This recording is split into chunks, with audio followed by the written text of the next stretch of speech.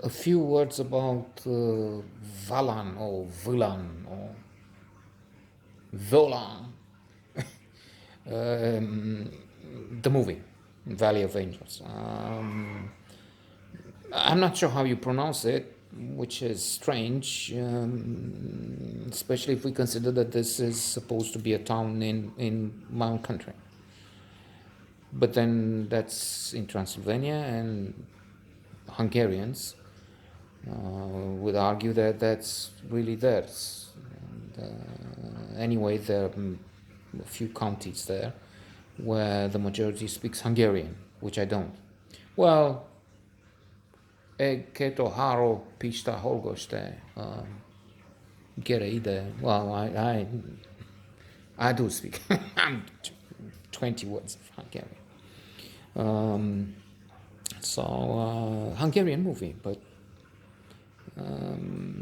the action takes place in a different country, or again, their own land. If you take their revisionist, many would say reactionary view.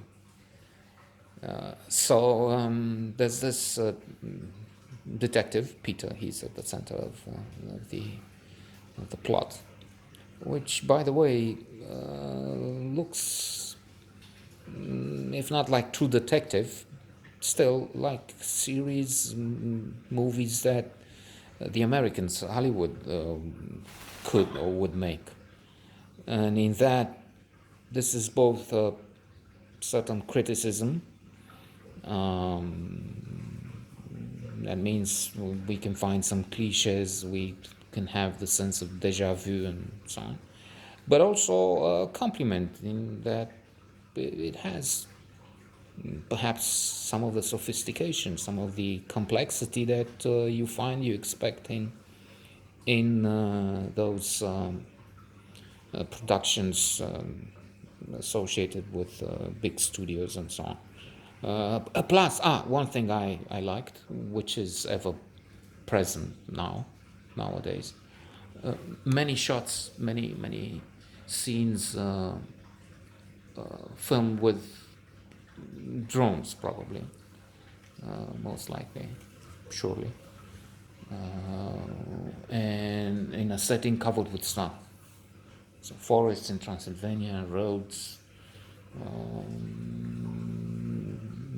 some of them cleaned off with no snow on them, but quite a few with snow, making them lovely, beautiful scenery.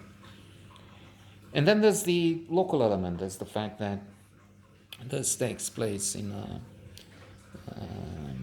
less developed area.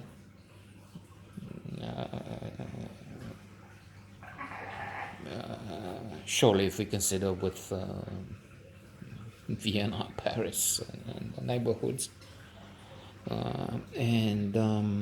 Otherwise, we have a killer, a serial killer, that appears to be responsible quite early on for the death of the missing sister of the detective, of Peter,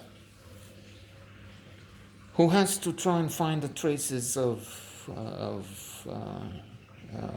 one girl in particular who's missing. Maybe she's still alive. And then the one who had murdered the other girls, missing around Christmas. There's also the element of some strange sort of costume he has them wear. And then suspicions are falling upon the father of the one who's missing now, a big man, tall, vicious. He's violent with his wife. There is something going on between his wife and the detective.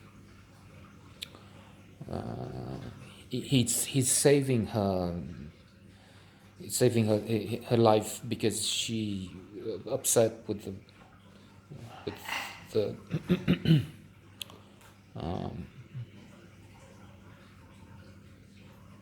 the flight of her daughter, the terrible life, traumatic she has with this villain. She wants to commit suicide. She calls a helpline to talk to someone. And following the lead, Peter is off and in the nick of time, like it happens in the movies, right? Not so often in reality, alas. Makes her vomit. Well, that's the solution. And then the husband comes in. There's an uproar, and she has to go to the ambulance. He wants the detective to pay for the door. He had to break in for the door. And it repeats the question, what about the door? Who pays for it? He's interested in the door. And when the woman comes home, the consort is expected to bring her back. She's off to Brussels, to the bigger city from this village. And as it happens, again, coincidence, as in movies, Peter is there as she's released from hospital, offers her a ride, and when they arrive, sex. So what I'm getting at is you have elements, as mentioned, you've seen in other movies.